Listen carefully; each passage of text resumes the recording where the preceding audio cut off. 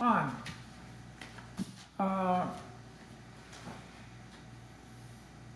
Katie, roll call. John Helge is absent.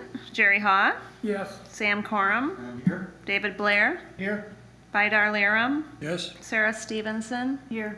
Nick Lucina, absent. Okay, we have a quorum. We can continue with our meeting. Excellent. Okay, the next piece of material on the agenda is the agenda itself. And I want to make a addition to the agenda, which I'm going to put it kind of under item 3, new business. And it's member identification, logo jack hats. And it's going to be an update with San Carm. Since that's a new item on the agenda, could I have a motion to put that on there? Well, I'll make the motion, I'll need a second. I have a second right All those in favor say aye. Aye. Aye. Aye.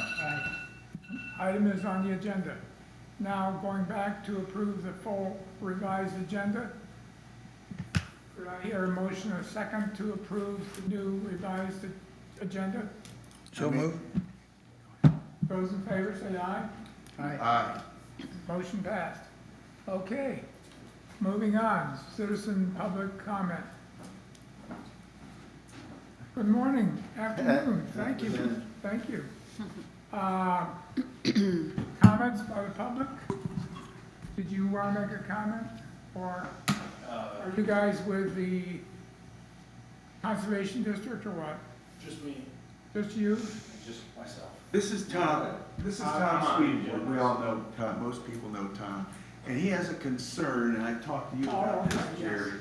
And he wanted to address and maybe clear things up as far as where where the kite park is, where they're gonna have that, at some point, that music venue. His concern was with that big old willow tree. Huh? It is indeed. My name's Tom Swedenborg. I'm not a public speaker. I hate this, so please bear with me if I read some of the things that I've jotted down.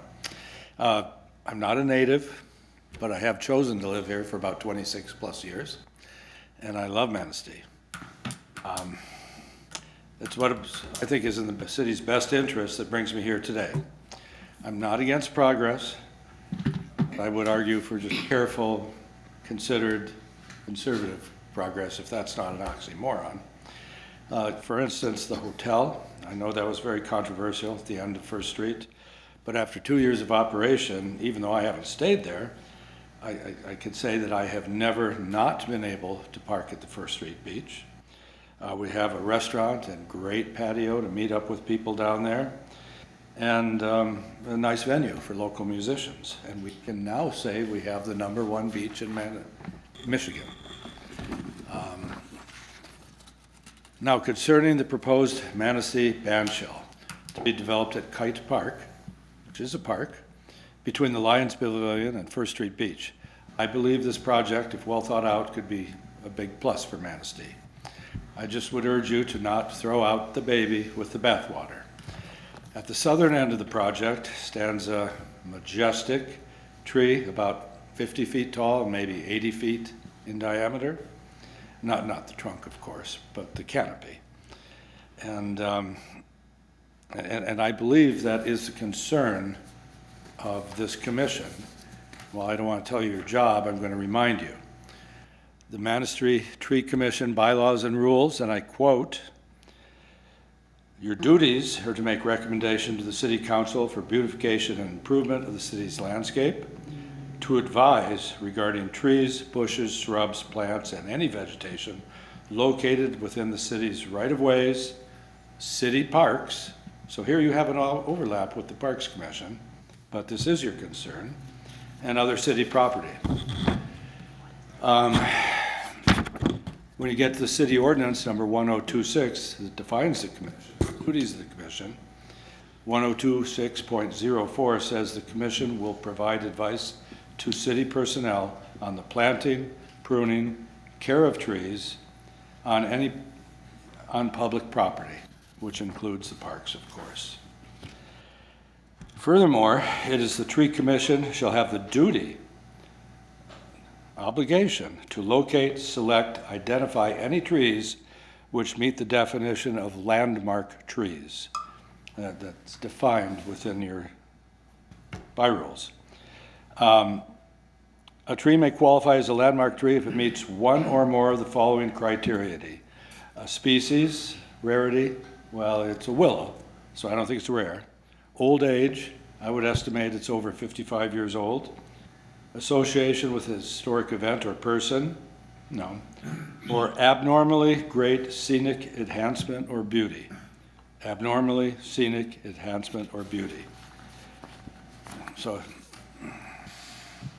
I think it meets that criteria, and I think you should consider making it a landmark tree. I would urge the commission to coordinate with the Parks Commission and to convince the city council to not damage that tree above or below ground or alter it in any way except perhaps to prune it up. It would make a great natural canopy or umbrella to shield from sun or rain. And remarkably, if you get rid of some of the undervegetation, you'll see that it's not a single trunk, but rather over 40 trunks coming out at conflagration of angles and make a wonderful natural jungle gym for children. I would ask the members all do a beach loop, remind yourself of this tree. Like so many people in this town, either before or after work or after you get a Dairy Queen, consider naming it a landmark tree and preserving it for the future. Thanks for hearing me out, and any questions? Any questions, folks? Well, we would most likely want to keep that tree in place. I mean, it protects the dune, you know, from erosion, and it is a beautiful tree, really. If you look at it from a distance, it's enormous. And you don't want to cut those down because it's not impinging on anything. Is it a black willow? Because those are actually invasive. From my research, black willow is a native tree, but I don't think it is a black willow. Black willow isn't native to this region, but it's also not considered an invasive tree either. It's not considered? No, I mean, to qualify as an invasive tree, there's two things that need to take place, and there's some arguments still between that. One is that it's not, an invasive tree cannot be native to the region. So black willow is not native to this region. It's native further south, not this far north. The other is that it has to cause economic, human, or ecological harm to the community.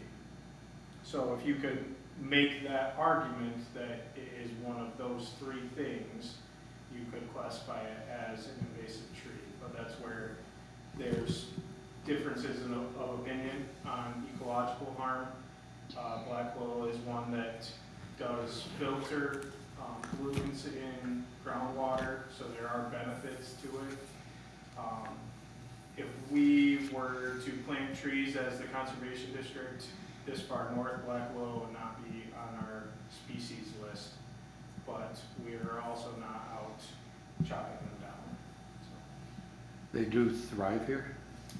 Yep, you know, they can do very well.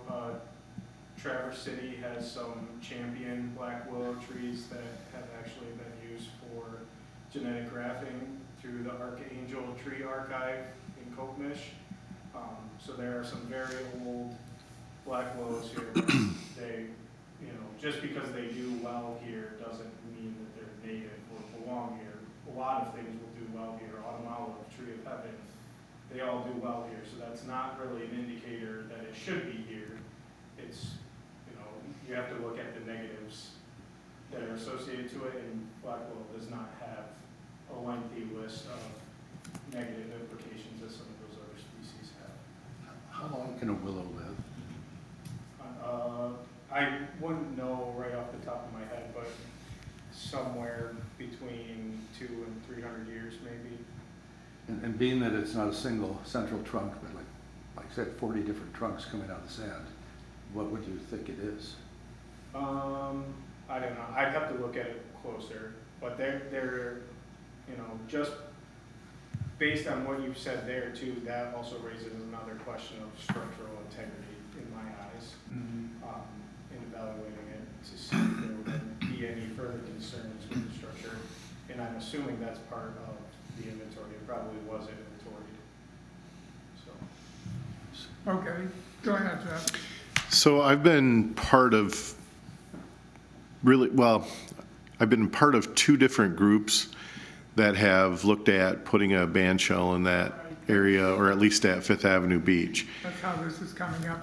There's Ask you a question as to There's where- currently a third group Okay. that has formed a nonprofit and is doing fundraising and plans to do some planning for that eventual development. I can tell you that the first two rounds, when that area was discussed, when preliminary site plans were prepared, all of the discussion was that tree is significant and should remain. So I'm not sure what the future plan would be, but so far, or at least up to date, nobody's mentioned any disruption to that tree. And in fact, people pointed out as it's a beautiful tree. We need to make sure we leave it. I concur, and if I had to take a vote right now, I'd say leave the tree myself. I think what Mr. Swedenborg is suggesting is putting a classification on it that then would protect it and ensure that that stance remains. Is that fair? It is. I'd like you to research that at least, and perhaps vote on it after you've viewed it, and also to coordinate with Parks and the plan. Right. But- That is considered a park down there, so that's Yeah. kind of in the park's territory, right? Well, and as Tyler mentioned, if that tree was inventoried, it'd also be interesting to see what that inventory states as far as the condition and. Right. Okay. Thank you. Thank you. Thank you very much. Okay. Yeah, that's what I was gonna ask you, where that sets.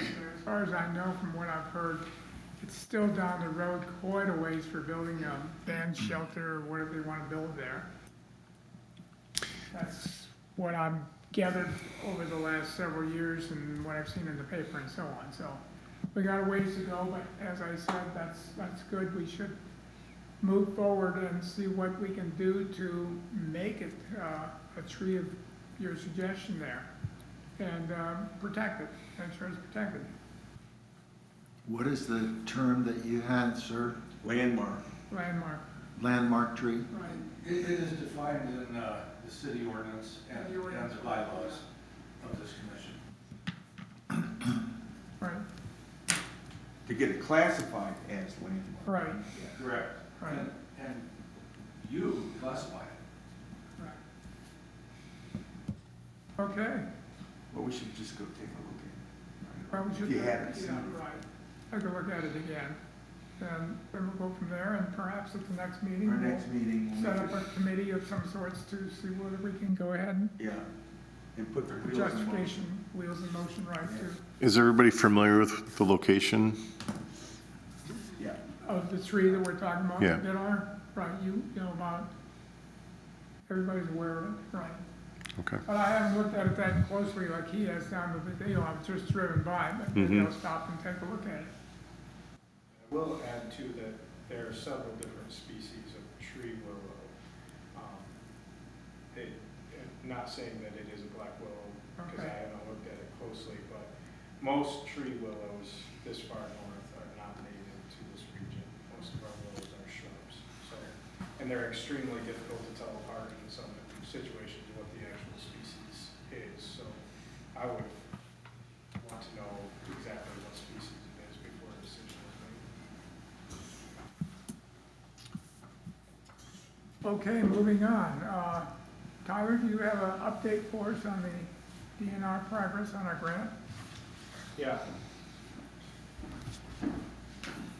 So I think John actually shared the progress out with you guys, but the Great Lakes Urban Forestry Group did complete their inventory. So the tree numbers were lower than what we anticipated. It was still within the window, but it was on the low end with 4,133 trees. One question on that, did that cover the whole city or just in the depressed tree area? portions That's of- the entire city. So that is, they inventoried all of the right-of-way trees and park trees Okay, based on the maps that they were provided that kind of delineated the park boundaries. So I think that willow is kind of off, towards the edge. So whether or not that actually even made it into the inventory, I'd have to look at the actual. It's directly in the park. Okay, so I would imagine that it's in there. So yeah, that's all the right-of-way trees and park trees. okay. They also inventoried 36 stumps, which just count as a tree inventory essentially, but more of just information if stumps need to be removed. So these are just actual stumps, they're not potential trees that have to be cut down and cause a stump because the tree is dead? No, these are actual stumps that they found, so. Okay, And then we had originally kind of discussed the plantable area inventory as being a sliding scale because we didn't know how much money we were gonna spend on the actual tree inventory. But with the tree number being so low, they did actually include a much wider plantable area inventory than what we had anticipated. So they did inventory 611 planting spaces. So you should have years of plantable areas now inventoried that you can fall back on. Of the 4,133 trees, there were 31 that were recommended for level 2 assessment. So that is, they will come back and do a further assessment of those trees to assess risk. And it'll just be looking at those closer. We do have to pay a higher dollar value for those. So essentially those, just the simple inventory was $5.25 a tree. To do a level 2 risk assessment, it's $233, I believe, per tree. So we have the budget to afford to do all 31 that they recommended for a level 2. There's potential that they might come back and say, hey, this needs a level 3, which would be a higher cost, and it includes instruments, getting a climber up in the tree to evaluate. We'll probably forego that. I think you should be able to get all the information you need from a level 2. But if there is a situation, we'll treat it on a case-by-case basis, because I'm not sure, that wasn't part of our contract, so I don't know what the pricing is for that. We may be able to do that still, a so. level 2 will help you determine whether the tree is viable or should be cut down or what? Yep. Yeah, so it's a level 2 assessment is just a, So you're determining whether it's gonna last 5 years or 10 years or something like that without any harm? yeah, so usually the TREC assessments are no more than like a 3-year basis. Every forester does it a little differently, but so much can happen in 3 years' time. So oftentimes they're just 1-year assessments. So if they say that, we did a level 2 assessment on this tree and we feel that it is safe, that is for 1 year. That's kind of how that works. So then it would have to be reevaluated after that year to see if it's still safe. Most likely what this is going to tell us right off the bat though is the truly unsafe trees that need to be removed. And probably anything that was flagged for a level 2 has some level of concern. And with only 31, our goal is to replant at a 2-to-1 ratio. And we're targeting 100 trees with this grant to plant. So realistically, we can remove 50 trees. That's kind of what we've budgeted for. So even if the results come back and say this tree is safe, unless there is, some sort of outcry about removing that tree, it might be best to just take it out anyways and have that be part of the cycle and include 2 trees to replace that. Okay, some of the trees you assessed already on your survey, they were deemed needed to come down right away, right? Yep, and that will be included in the inventory too. I don't know if they reached out to you already. They notified us of 2 trees, Just 2? and we removed those within a couple days. Okay, okay. And there are some trees too that might be a moderate to high risk that they might not have shared, that could be just included without needing a level 2 assessment.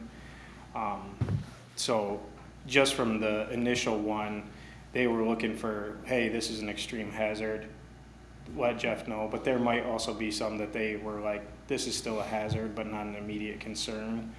And we're gonna not even bother with a level 2. We just know that this is gonna be a moderate to high risk tree. So those could be included in that count as well.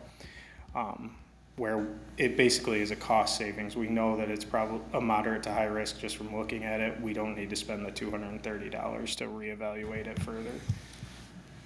So that is the plan, to have them come back and reevaluate those 31 trees that they flagged.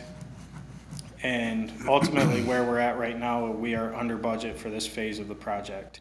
So with the grant, essentially, typically you can move funds within categories for grants. So we are gonna have, roughly $15,000 to $20,000 that was dedicated for this phase that could go unused. And typically you can move that to other contractual service line items. So that would be either pruning, removals, or tree plantings. So hopefully our budget numbers are good for the pruning and removals. If we end up, having an overrun there, we have some money to move to cover those costs. And at the end of the day, if we still have money left, we can put more trees in. Nothing says that we can't exceed that 2-to-1 ratio, so. Okay, one more question, or maybe you did it and I didn't catch it all. But the 611 trees that you're talking for planting spaces, was that again in the whole city area or just in the areas where it was deemed under? So I haven't looked at the actual data yet, but when I spoke with their crew lead, I told him that we would only be planting in those disadvantaged areas, and that those were our first priority for the planting. I think the 611 here is in the. They might have extended out beyond that, but I know for certain they did do the plantable inventories in those areas first. Okay,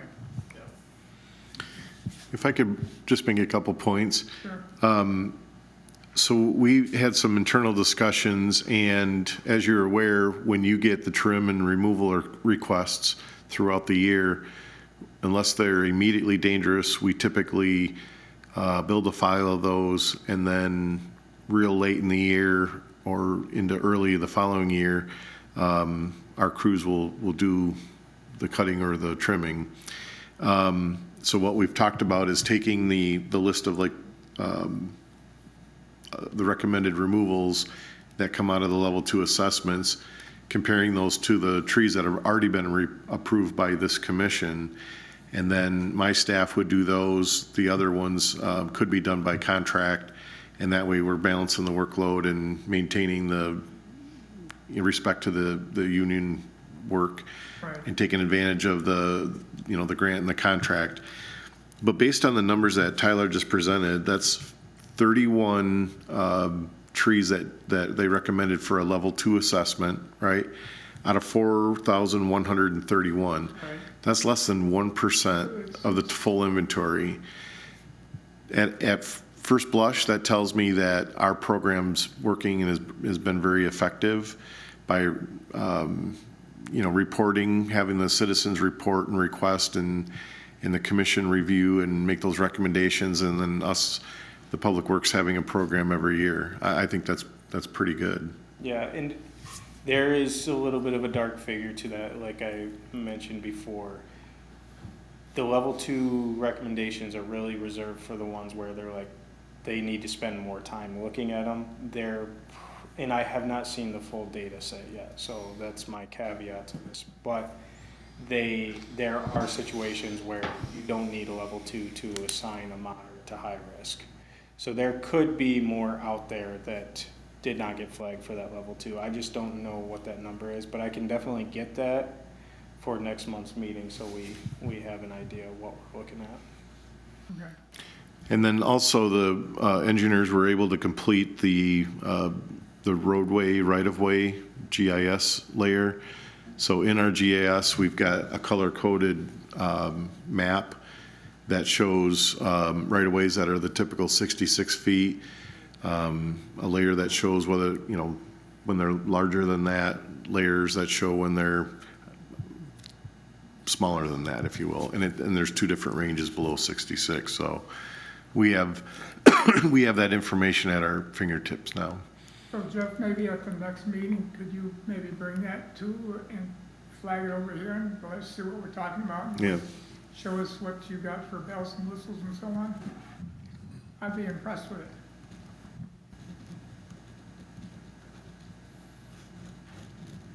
Tyler, or anything else? That's all I have, unless you guys have any other questions. Not for me. I think I've hogged up all the questions. Any other questions, guys? No. Okay. Thank Thanks. you. Okay, backing up 1 minute here on the agenda, I forgot to go ahead and ask about the minutes for the last meeting, so let me back up for a minute and ask about, did everybody get a chance to review the minutes for the last meeting? Any changes, additions, etc.? If not, could I hear a motion to approve the minutes for the last meeting as presented? Do I hear a second to that? Second. Okay, do I need a roll call for that? No. Okay, all those in favor say aye. Aye. Aye. Minutes passed as is. Okay, moving on now. Next order of business, with VIDAR, Consumers Energy 2025 grant, our last few trees that we're gonna plant on 8th Street, or is Jeff, are we set up for that or what? We advertised for bids to contract for the planting of those trees. We did not receive any submittals. Uh-oh. So we have re-advertised it. We've re-advertised it with a shorter section. We're going to try to solicit contractors that submitted in the past in case they missed it, but Where are those advertised at? in the local paper and on the city website, I believe, right? Maybe you didn't see it? I didn't know where they were. Oh, okay. I'm curious. Okay. So we gotta, What if we don't get any bids? What are we gonna do? I'm going to buy you each a shovel. I knew you were gonna do that. I was thinking that. Will they have our name on it? If we don't get bids this round, I think we're going to need to get some. We'll have to go back to the grantor and ask if they'll extend it or what our options would be. Jeff, how many people did you said the people that have bid on projects before, you were gonna send out to them? Like, is that a exhaustive list or just a short one? It's very short. Okay, 'cause we We have- Conservation District, we keep a tree planter list of private sector. If you share that, we'll solicit them. Okay, I can send that to you. We've probably in the past 8 years, we've only had one contractor that's bid.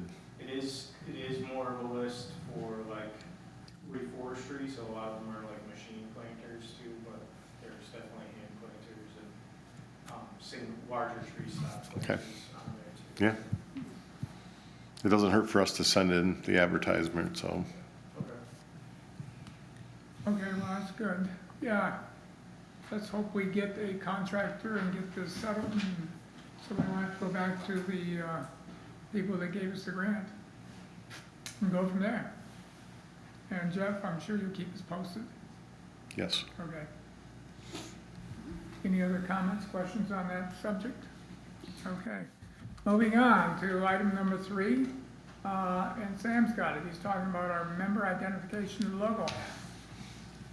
We talked before, I think several, maybe 2 or 3 meetings ago, that since we would be out in the public and knocking on people's doors, would it be move us to have a shirt or a hat at least to signify who we are, knocking on people's doors and discussing, you know, them helping us, you know, by taking, you know, putting water in those bags.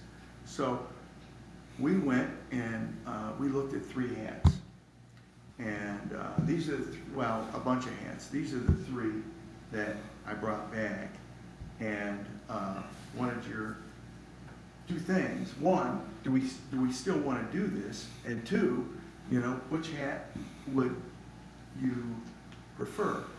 We thought maybe the green one, because we're looking at, here it is. It's a little big on me. But it'll work.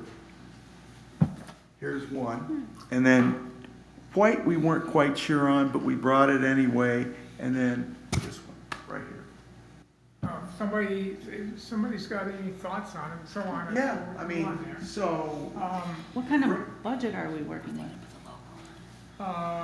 That's, right now, the lady down there that does these things, she can embroider whatever we want on it, plus the hat. Jeff, did you mention to us that you had some money for something like this? Yeah, I think that could be absorbed in the budget. Yeah. I But thought- to answer your question, sir, the lady said about $20 a piece for the deal and the hat and so on. I would just say not white, because No. wet would be, turn it not white or off-white. Oh, you said not white? Yeah, that would be my only comment. Okay. I was kind of partial to the green or the brown with something where it's white, where it says Manistee Tree Commission, and probably in the center, maybe a tree. You've seen, my wife has been watching this old program called 6 Feet Under. And they always have a tree coming up there to show that. And I'm thinking that tree might be perfect in the center of that too, something like that. That'd be nice. She said she could do that pretty easily, quickly. And I noticed, I was just looking at, Tyler's got a hat on, is that the Manistee Conservation hat? No, this is Glacier National Park. Oh, But we do have hats with, we okay. have hats. Go on. So, anybody have any thoughts on colors? Otherwise, Sam and I will make a choice and write up some stuff on the front and present it to Jeff I and like the make sure we're green. not conflicting with anything. How about green? Yeah, What do you think? I like the green better than the brown. I like the khaki, honestly. Yeah, I did too. I like both of them. well, I like the khaki only because if I went to a house with a Michigan fan in that hat, they probably, And white? what? Are you kidding me? What? That's Michigan Oh, State's colors. you think you'd get your butt kicked? Go eh? green. Yeah, go green. What were you gonna suggest? My suggestion would be to try to incorporate the city logo. That's what I was thinking, too. And Katie's got a company that she's worked on to do some graphic design work on things like that. Maybe if we understand what your intent is, maybe she could work on kind of what the content would be. Logo right in between Manistee Tree Commission. Yeah, something that incorporates it. And the logo does have the trees in it. Right. Does the city have coat, does the city have colors? I mean, Yes. and they The- are what? Well, I don't have it on. Green and tint. It's green and beige and Yeah. orange. Yeah. If you look at like the water tower, or, I mean, even the stuff that's outside, but I think we could come up with something that maintains the logo, but is kind of a little bit unique to the tree commission itself. And then, I think you could do both colors, honestly. Well, that's And what we I'm could saying. get, Probably get both. we could get, some of each and, So what you're saying is the company you work for, you'd rather do it with. And so what we'll do is bring these hats back down to the place, Sam and I got those, and then come back and talk to you, Katie, and Sam and I, or something like that, and we'll sit down and come up with something. yeah, I mean, I think we could get a couple options on what the graphics would look like, and then, if you choose one of those, then you just take it, and they basically digitize it and get it coded to be able to embroider it, and, Okay, yeah, the city does have a logo there. Yeah, I see that. Yeah, let me see. Jeff, let me see. Yep, that's exactly what I was thinking on the beige hat. Would look really good. Well, we can have, like Jeff suggested, we have 2 colors or something like that. And go from there. Okay. All right. Any other discussion on that? Okay, thank you. And we'll go from there. Okay. Anybody's got some old business that I didn't put down here on the deal? Too late for that now. Are we gonna start at all meeting with those, community members that are in those areas that we're gonna start planting trees? Are we gonna meet with them at all? I Is there a haven't, meeting date? no, not to my knowledge. Jeff is there. I think John might be, has something in the back of his background in that, in the Yeah, bag. I would just say too, for those committee groups, what it will really entail is kind of decision-making once we have the plan in hand, or the inventory data in hand, because then you'll have something to go to those groups and deliberate. They can look at these trees and, you know, if anyone has objections, that's where that will come up. That's how, once they have that information, they can work on updating their neighbors on, hey, just so you're aware that this tree flagged as high risk. That's really what we were thinking the intent for the neighborhood advisory groups would be, is making sure that the word gets out so no one's upset if their tree comes down, and just disseminating the information and sharing it with them. Because some people are gonna have an attachment to their tree, and somebody there that is their neighbor and friend can explain that, you know, it was evaluated and is high risk, and we're gonna be replanting trees to replace these, and you would, you know, would you be interested in getting a replanted tree in front of your property, that type of thing. Okay, now going back to the 611 trees, replacement trees, that will be kind of from your end where it's been picked up on the map and so on. And so when we get that, that's when we can go out to the community groups and show them where Yep. these things are going. Yep, so that would be another part. So there's gonna be the removal aspect, but then there'll also be the planting aspect. So those 611 plantable area spaces, those are ones where there is no trees currently, and a tree would fit there well, and it'll have a size, you know, description of what size tree should go there. But my first thought, what's not included in that plantable area inventory is the trees that will be removed through this program. So if there's a possibility to take someone's tree down because it's a hazard and put a new tree in there to replace that, that's what we'd want to do first, and then we would fall back on those open areas. I personally feel that not a lot of people complain about a tree coming down. I haven't heard of any people. Have you, Jeff? Yes. Have you? Oh, okay. Your wife? Go ahead, Vito. Every time.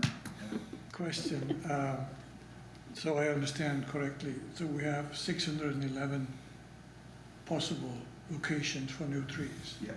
But we're only gonna plant 100, right? Or, Through this grant or whatever we can with the budget that we, so we'll have to make, or someone have to make that decision, which of these 600? yep, so it'll be prioritization of those plantable areas. That's what the community group can help with. Yeah, And then whatever does not get planted through this grant program is just for the next one. You know, you guys can essentially have that information and work through those plantings as your budget allows.